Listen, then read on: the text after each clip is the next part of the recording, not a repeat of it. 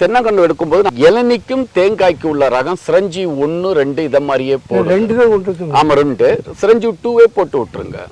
இளநிக்கும் ஆகும் தேங்காய்க்கும் ஆகும், சீக்கிரம் காய்ப்பு வரும். பூச்சி நோய்க்கும் ஓரளவு எதிர்ப்பு திறன் கொடுத்து வளரும். ஆனா முறைய நம்ம பராமரிக்கணும். அந்த கழிவுகளை அதுக்கு உரமா மாத்தணும், உரக்கிடங்கு எடுக்கணும்.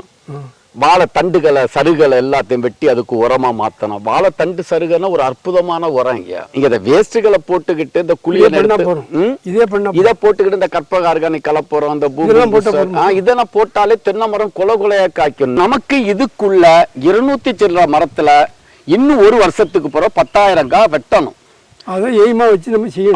அப்பதான் இதை பார்த்து மாறிப்பட்ட மற்ற விவசாயிகளுக்கு நம்ம பசுமை பூமி ஒரு வழிகாட்டியா இருக்கணும்.